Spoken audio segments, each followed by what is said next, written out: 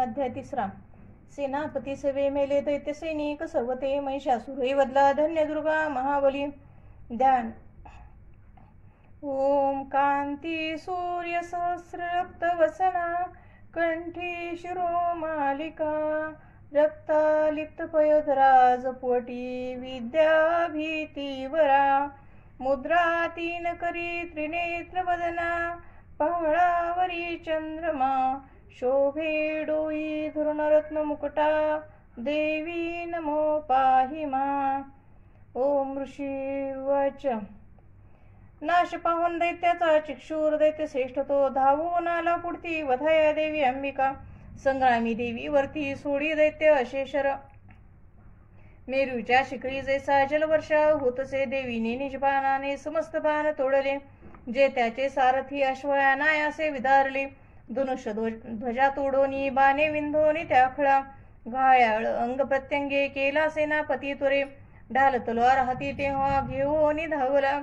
धनुष्य रथ अश्वाशी मुकला सारथी सेवका तलवार मारली भाळी सिंहासी घावतो करी भुजा वामजी देवीची प्रहार साधला तिथे बाहुशी लागता तुटली दैत्याची तलवार ते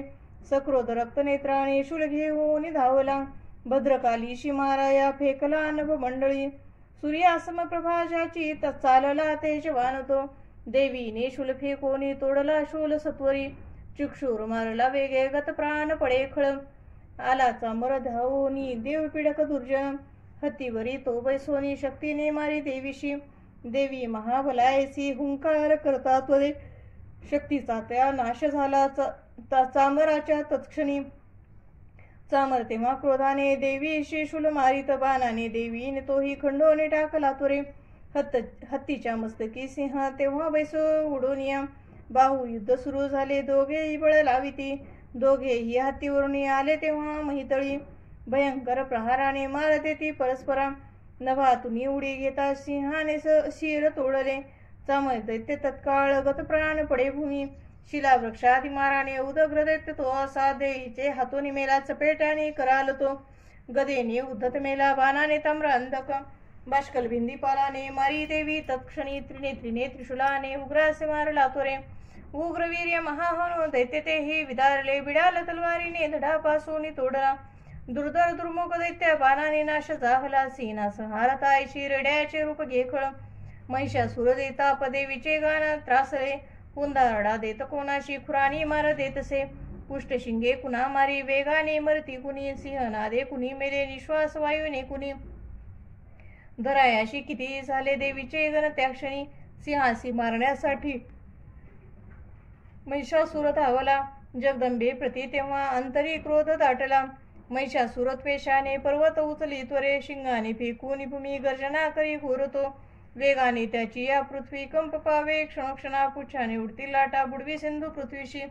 शिंगाच्या हालचालीने नाशती मेघ मालिका श्वासाच्या वायुगतीने पर्वत पडती भूमी सक्रोध महादैत्याशी पाहता चंडी कोपली वदात उठली तेव्हा क्रोध आला अनावर बांधला दैत्यपाशाने रणीवत तयागुने रेड्याचे रूप सोडून दुसरा दे तो धारी सिंह होऊन धावे तो वाराला शिरावरी क्षणार्धी नर तो झाला खडग हाती असा दिसे ढाल तलवार देवी ती घेऊन घाव घालिता सोडी तो मानवी रूपात झाला गज भयानक सिंहासी उडी देवीच्या सुंड त्याचा महाबली खडगाने अंबिका तोडी जाहला गज व्याकुळ दैत्य रेडा पुन्हा झाला त्रिलोका त्रास देतसे चराचर त्रस्त झाले घाबरे फिरती जनो सुरभी पिऊनी अंबा अमृतोन्माद पावली रक्तनेत्री हसे तेव्हा जगन्माता महाबली बलोन्मत दैत्य गर्जे शिंग मारोनी पर्वत फेकी आकाशी पडावे अंबिकेवरी देवीने बाण सोडोनी केले चूर्ण महाचल रक्तोष्टती सुधासेवी वाचा शौर्य प्रकंपित देवी उवाच तुझा विक्रम पाहू दे जोवरी मी पिते सुधा पडता तू प्राणहीन गर्जतील सुरेश्वर. ऋषी उवाच.